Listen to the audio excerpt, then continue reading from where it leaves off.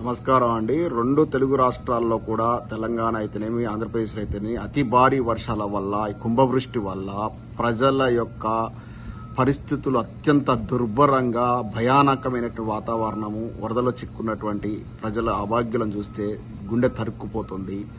So ఈ ప్రకృతి విలయాన్ని మనం ఎవరో ఆపలేం కానీ ఇలాంటి పరిస్థితి ఏర్పడుతుందని ఆగస్టు 27వ తారీఖు నాడే వాతావరణ శాఖ హెచ్చరించింది. ప్రభుత్వాలు రెడీగా లేకపోవడం, అంటే ఏదైనా విపత్తు ఇట్లా రాబోతుందని తెలిసినప్పుడు వాతావరణ శాఖ హెచ్చరించినప్పుడు ఈ యొక్క ప్రభుత్వాలు రెడీగా లేకపోవడం అనేది వాళ్ళ యొక్క ఘోరమైనటువంటి తప్పిదం. ఎంతసేపు ముఖ్యంగా మన తెలంగాణలో తీసుకున్నట్లయితే ఎంతసేపు రేవంత్ రెడ్డి గారి సర్కారులో ఉన్నటువంటి మంత్రులైతుంది, ముఖ్యమంత్రి సహా వీళ్ళంతా కూడా ఏదొచ్చినా కూడా ప్రకృతి విపత్తు రానియండి, ఏదొచ్చినా కూడా గత ప్రభుత్వం మీద, గత కేసీఆర్ ప్రభుత్వం మీద ఏదో అభాండాలు వేసి పబ్బం గడుపుకునేటువంటి కార్యక్రమం చేస్తున్నారు. ఒక రకంగా మీ ప్రభుత్వానికి, మీ మంత్రులకు, మీ యొక్క శాసనసభ్యులకు సిగ్గు శరం ఉంటే ఒకసారి ఇప్పుడు వచ్చి ఎన్ని రోజులైంది మీ గవర్నమెంట్ వచ్చి? దాదాపు 10 నెలలుగా అవస్థ ఉంది మీ గవర్నమెంట్ వచ్చేసి. ఇంతవరకు ఒక ప్రభుత్వం మీద కానీ, మంత్రుల మీద కానీ, ముఖ్యమంత్రి గారికి పట్టు లేదు. మంత్రులు కూడా ఎవరిష్టం వచ్చినట్టు వాళ్ళు ప్రవర్తించుకుంటూ ఒక సామంతరాజుల్లాగా పరిపాలిస్తున్నారు. అసలు ముఖ్యమంత్రి మాట వింటున్నారా ఈ మంత్రులు అనిపిస్తుంది. ఎందుకంటే కోమటిరెడ్డి ఒకవైపు, ఉత్తమ్ కుమార్ రెడ్డి గారు ఒకవైపు, పొంగులేటి ఒకవైపు, బట్టి విక్రమార్క గారు ఒకవైపు, ఎవరి మీద కూడా ఈ ముఖ్యమంత్రి గారికి పట్టు లేదు. ఈ యొక్క కాంగ్రెస్ పార్టీ ప్రభుత్వం అంటేనే ఇట్లుంటుంది, అంటే విచ్చలవిడితనం ఉంటుంది, ఎంట్రపీ ఉంటుంది. ఒక మామూలుగా ఇప్పుడు ప్రాంతీయ పార్టీ ముఖ్యమంత్రి ఉంటే, ఇప్పుడు చూడండి పక్క రాష్ట్రంలో చంద్రబాబు నాయుడు గారు ఉన్నారంటే మొత్తం ఒక కట్టుదిట్టంగా ఒక సైన్యంలాగా, అంతకుముందు గతంలో జగన్ గారు ఉన్నప్పుడైనా అంతే, ఇప్పుడైనా అంతే. ప్రాంతీయ పార్టీలో పట్టు ఉంటుంది ముఖ్యమంత్రికి. ఈయనేంది ఆ యొక్క కాంగ్రెస్ పార్టీ ఢిల్లీలో ఉన్నటువంటి కాంగ్రెస్ పెట్టుకున్న ఒక పెద్ద కూలీ అన్నట్టు, ఒక ఏజెంట్ అన్నట్టు ఈయన ఎవరు? రేవంత్ రెడ్డి గారు. కాబట్టి ఆ ఏఐసీసీ ఏం చెప్తే అదంటే ఒక పెద్ద జీతగాన్ లాగా ఏం చెప్తే అది వినాలి. ఆ సోనియా గాంధీ, ఆ రాహుల్ గాంధీ, ఆ ముద్దవపు రాహుల్ గాంధీ ఏం చెప్తే అది వినాలి. ఇక్కడి నుంచి రకరకాల వసూళ్లు చేసి, రకరకాల కుంభకోణాలు చేసి, డబ్బంతా సంపాదించి దేశంలో కాంగ్రెస్ పార్టీని సాధాలి. ఇక ప్రజల బాగోగులు చూసింది ఎక్కడిది? రైతు భరోసా అనే ప్రసక్తే లేదు. రైతు బంధు పోయింది, రైతు భరోసా అన్నారు, ఎకరాకు 15,000 అన్నారు. నిన్నటి దాకా రైతులు అన్నమో రామచంద్ర అన్నట్టు నీళ్లు లేక తెచ్చారు. ఇప్పుడు ఈ వర్షాలు పడి ఇప్పుడు చావు బతుకుల మధ్య కొట్టుమిట్టాడుతున్నటువంటి రైతాంగం, తెలంగాణ రైతాంగం. సిగ్గు శరము లేదు. సరే అని ప్రతిపక్ష పార్టీ వాళ్ళు, బీఆర్ఎస్ పార్టీ నాయకులు, మాజీ మంత్రి వర్యులు హరీష్ రావు గారు, జగదీష్ రెడ్డి గారు, సబితా ఇంద్రారెడ్డి గారు మరియు ఇతర ఎమ్మెల్యేలంతా కలిసి ఖమ్మంలో ఆ మునిన ప్రాంతాన్ని సందర్శించకపోతే వాళ్ళ వెహికల్స్ మీద రాళ్ల దాడి చేయించడాలు.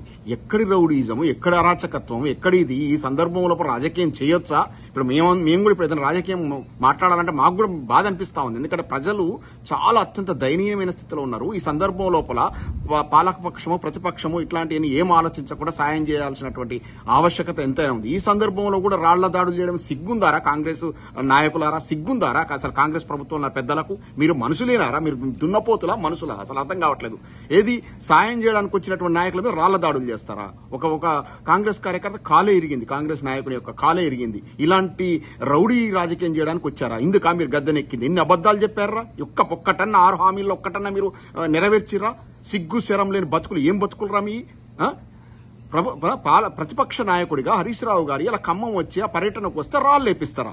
ఇదా మీరు చేసేటువంటి రాజకీయం? ఈ సందర్భంలో ఇటువంటి దుర్భర పరిస్థితుల్లో ప్రజలను ఇప్పుడు ఎవరైనా ఆదుకోవాలి. ప్రజలు ఎవరైనా ఆదుకోవడానికి ముందు రావాలి. ఇప్పుడు మేము కూడా అమెరికాలో ఇప్పుడు మేము ఫండ్ రైజ్ చేస్తున్నాం, డబ్బు పంపిస్తున్నాం సాయం చేయడానికి, ఇతోధిక సాయం చేయడానికి అందరూ ముందుకు వస్తున్నారు. ఈ సందర్భం లోపల అందరిని హక్కును చేర్చుకోవాల్సినటువంటి ప్రభుత్వ పెద్దలు ఇట్లా ప్రొవోక్ చేస్తారా?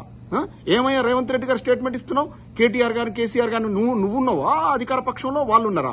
ఎంతసేపు నీ యొక్క పెట్టుబడి, ఎంతసేపు కేసీఆర్ గారిని తిట్టడం ఇంతేనా? వచ్చిన 10 నెలలు అవుతాను, ఏం చేసినావు?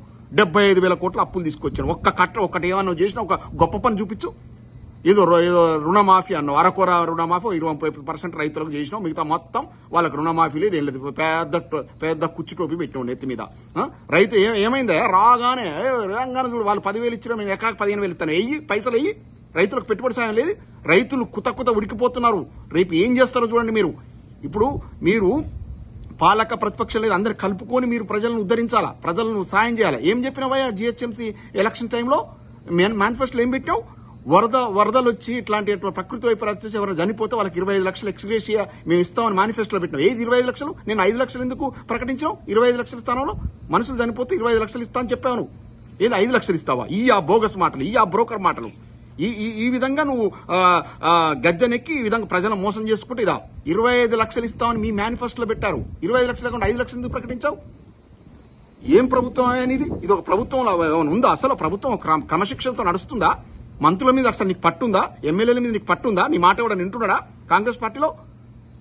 ఏం ప్రభుత్వం? ఇంత అరాచక ప్రభుత్వమా? ఇటువంటి పనికిమాల ప్రభుత్వాన్ని ఎన్నుకున్నందుకు ప్రజలకు తగిన శాస్తి చేస్తారు కాంగ్రెస్ వాళ్ళు. మీకు నమ్మి ఓటేసినందుకు. ఆయనది కేసీఆర్ గారి పాలన 10 ఏళ్లు చూశారు. నువ్వేదో పెద్ద ఉద్ధరిస్తామని, సరే నీకు అవకాశం ఇద్దామని బొటాబొట్టి మీద తెస్తే ఎంతసేపు ఎమ్మెల్యేల కొనుగోలు, ఎంతసేపు రాజకీయం, ఎంతసేపు కూలగొట్టడాలు. సిగ్గు శరము నీకు. నీ గనక నిజంగా మీ ప్రభుత్వానికి రేషం ఉంటే ఓవైసీ సగం చెరువును అక్కుపై చేసి కట్టాడు.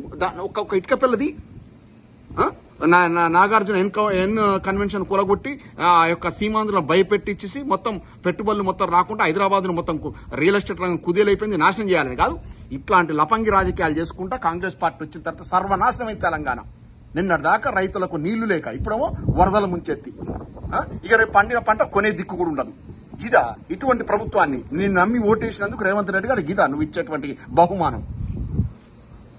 ఇట్లాంటి చెత్త ప్రభుత్వాన్ని ఎన్నుకున్నందుకు ప్రజలు అనుభవిస్తున్నారు. ప్రజలు ఖచ్చితంగా కూడా గుణపాఠం చెప్తారు. ప్రజలు అన్ని గమనిస్తున్నారు. జై తెలంగాణ.